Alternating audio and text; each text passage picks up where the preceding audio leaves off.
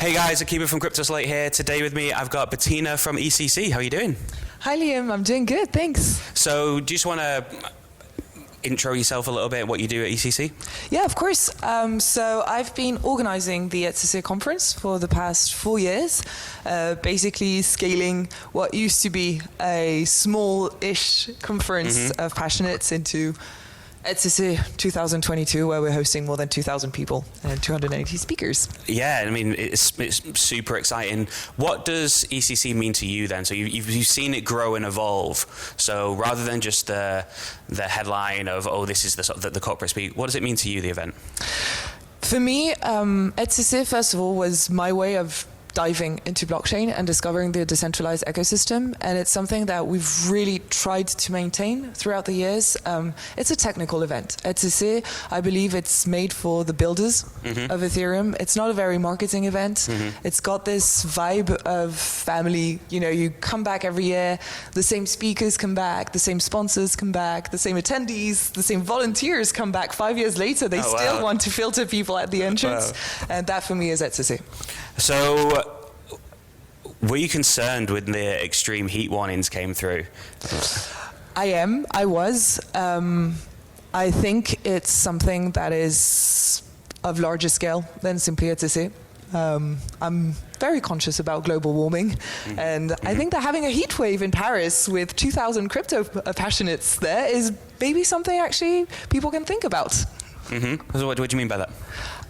There has been a lot of crypto bashing about the electric consumption of crypto, and even though, you know, we all know here that it's not a question of crypto, it's a question of proof of work, and electrical consumption is not synonym of pollution. It depends what electricity you use, but still, it is very heavy, and I think that a lot of people need to be conscious about it. And the same way that I'm so happy to see certain speakers that come and have great ideas about refi and about building new types of communities, there sometimes has been a lot of focus on the very crypto aspect of easy money, quick money, and I think it's nice to have the environment remind us to build something sustainable.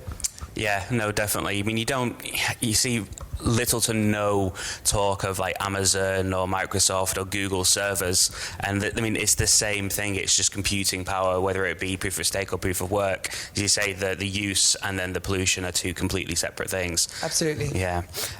So how's the event going so far? I mean, it's a bit cooler today. We had a thunderstorm last night.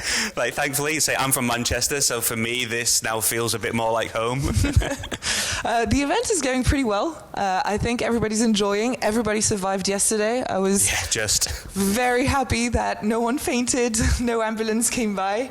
But no, everything's really, really good. It feels so nice to just have everybody come back. It's been a while since we've had them. And again, all the speakers, everyone. Paris is living. Paris is really living at the sound of crypto. So what are you learning from exhibitors and speakers here so far? It's a tough question as the organizer, because I kind of hover everywhere, and I generally watch the EthCC talks after EthCC when I finally have the time to. I think for me, my biggest learning is just to see some speakers come back every year and push their ideas further. This afternoon, I'm sure you'll be very excited to hear about Stanley's talk about building, social media on Web3. Yes, last year, Lens didn't exist, and he comes back this year and talks about it. And 4 years ago, he was on his sponsor booth giving out T-shirts for his Lens protocol. And that's, for me, the biggest learning, is seeing all those guys and girls that keep building, and do great stuff every year. Fantastic. I mean, you allude to that there. What do you think we can, is there anything that needs to be done to bring more women into the space? That's a very tough question. As a woman, I'm concerned about positive discrimination. I still believe that discrimination is not a great idea. Okay. And I do know that at the same time an effort needs to be made, but for me the effort comes from the step below, education. There's less women in engineering schools. than men. So of course there's going to be less women in engineering jobs than men. So that's the first stage.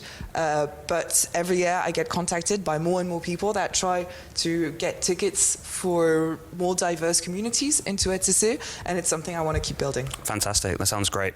So if you had to pick a theme from sort of attendee sponsors, exhibitors, what they're most interested in this year, is there anything that you can feel in terms of like thematic interest?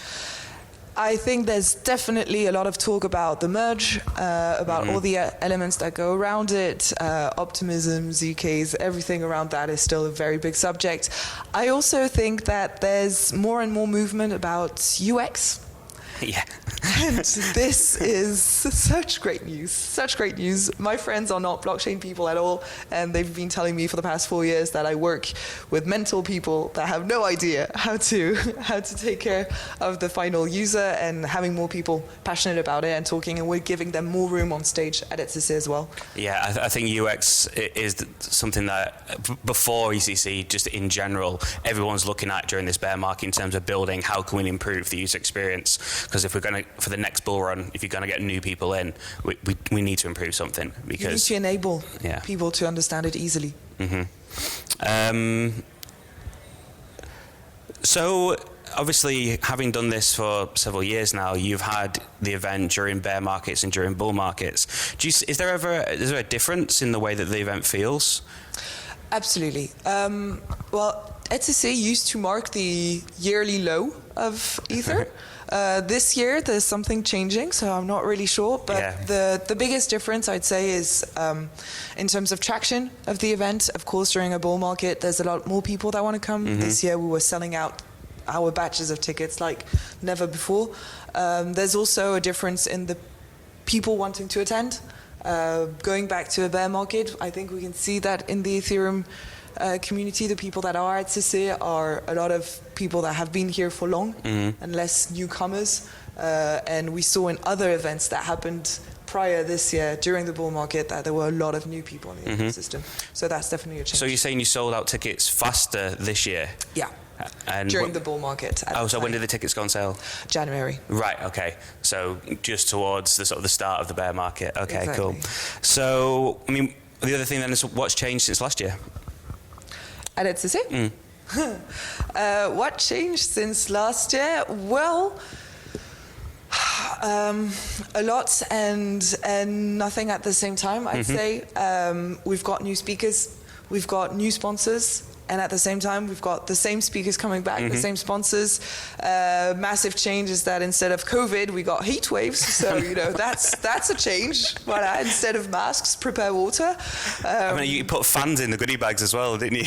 I saw those. I was so proud of that idea. Yeah. I was like, that's a good one. That's a good one. Yeah. That's the massive changes. And, you know, as I mentioned prior, it's the evolution of talks, of course. That's the biggest, that's the core value of EthCC, of the value add of EthCC. Do you see it as a massive sort of compliment, the amount of side events going on from other chains and other kind of companies? Because I was looking at it the other day and I was thinking, wow, like, I think like Near have like a full-on sort of event going on nearby. Like that wouldn't happen if it wasn't for you guys. It has been mind-blowing to know that there's 130 side events organized all over Paris during EthCC. It's one of the biggest compliments I could receive for the conference. We're a very small team organizing it, so we're super happy that people decentralize EthCC and organize a lot of side events on their own. Yeah, it's amazing. I mean, there's so many people that I know that weren't able to get tickets and are just at all the side events, and some like big names in the space as well that weren't able to sort of get a ticket because it sold out. I know. I had a lot of pressure for certain big names.